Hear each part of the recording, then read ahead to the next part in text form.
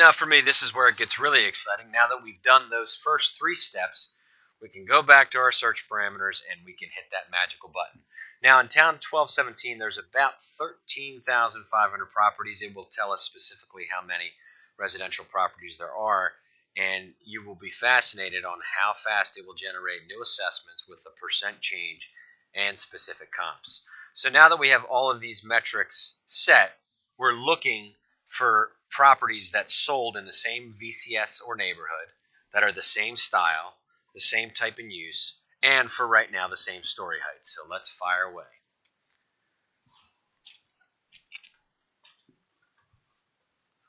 There's 13,542. That took about 10-15 seconds, give or take.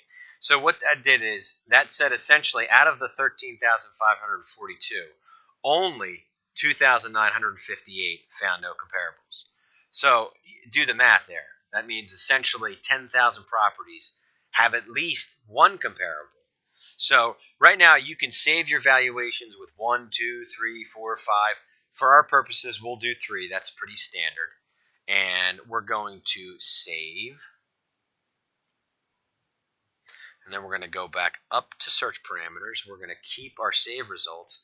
Now, I'm okay with looking in the same neighborhood because of location, but I don't want to. We can look at different styles as long as they're the same story height. So in other words, I'm okay with using comparable sales for a colonial to a split level to a bi-level, but at this point in time, I don't want to use a colonial to a rancher or a Cape Cod yet.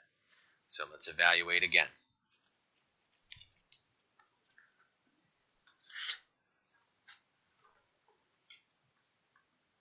Now, every time you decrease your metric, the program, the application has to work a little bit harder, so sometimes it does take a little bit longer. So now we're down to 2,159, and we'll save this result set.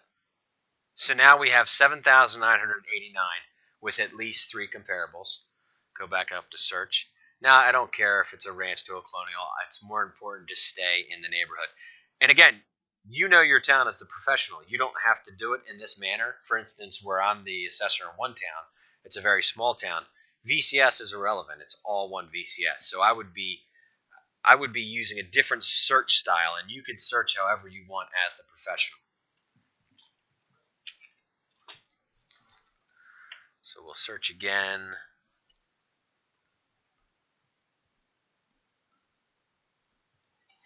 Now we're down to 1,352 properties.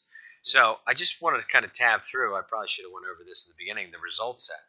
So what it's giving us here is the VCS block, lot, location.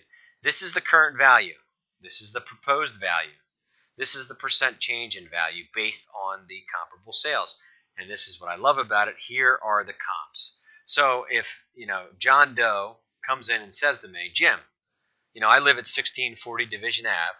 Tell me what properties you used to come up with this assessment. All right, Mr. Doe. I used block 11011, block 10741.01, block 110 lot 12, and you kind of get the gist of it. Now, it also does, the colors change the closer and further you get away from that 30% net adjustment. So if it's a bright green, it's a pretty good comp as far as net adjustment is concerned.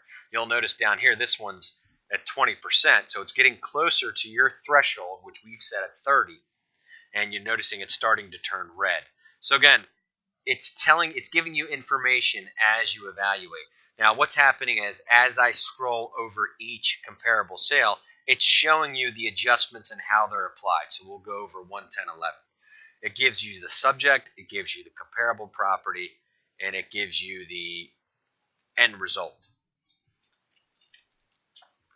So now that we'll have that, we'll hit save again.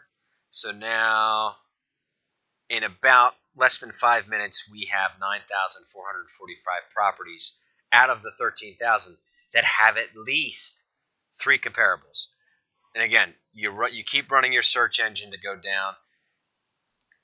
This is up to the professional. If you want to use just one comp because you've exhausted all the other searches, well, then at least you still have that one comp. These ones that say no comps, those ones you have to take a look at again specifically. Maybe there's something going on with them. It could be a residential with no house, but like a detached structure on it. So it could be something like that. But it narrows down the list for you. So think about all of the time you just saved because now you have these new assessments. So now that you have these new assessments, we can click on Export. And now we can flag. This is a great tool.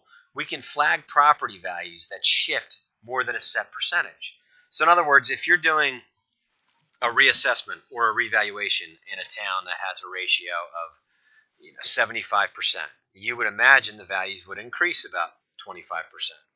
So you could set that threshold to 25% and it will flag on the Excel export which properties are outside or beyond that threshold. So we'll click export. It does it pretty much instantaneously. Click open. And oops, scroll down. So here's all the information. You can freeze that top pane, but essentially it gives you the current, proposed, percent change, and then the comps and the adjusted values. So we can kind of scroll down, just page down. There's the comps. Anywhere it says true, that's where you're seeing that adjustment, that change exceeding that 30% that we set up as the initial parameter. Here there's 0, so it's flagging these out. Most likely these are properties, as you can see, that found no comps, so they get flagged out as well. So you can narrow down your list even using this. You turn your filter on, and you can say true. So these are really the ones we really want to take a look at as a professional. And it got it down to 1,609. So 1,609 properties to look at a little bit more in depth versus 13,000, I would say, is a vast improvement on your time and your ability to do your job as the professional. Now, we also offer a VCS analysis after the evaluation's run.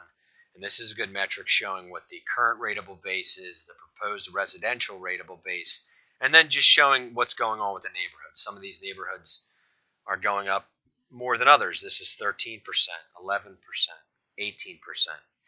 So it's a good metric to show what's happening with your specific neighborhoods, and it can help you identify any problem neighborhoods like comma has no sales. Pop 2 has no sales, so they have to be analyzed and looked at again. So those are areas or VCSs that either need to be reviewed or possibly need to be rethought. So that's it pretty much in a nutshell. As I've said, again, it's a tool. It's the first user-based mass valuation tool that I've seen. There's a lot of automated ones out there. I'm sure you've all heard the term Trulia, Zillow, House Canary or Home Canary. There's a lot of automation and there's a lot of data scientists just generating these assessments. Well, I don't want to take the professional out of the equation, the professional being you and me. I want to stay in the equation. I just want to get a better result set. And I think this tool has the ability to do that, and I think it's priceless. So that's it. Thanks again for watching. If you have any questions, feel free to shoot us an email. If you're interested in becoming a potential client, feel free to contact us via the email provided on the webpage. I look forward to hearing from you. Take care.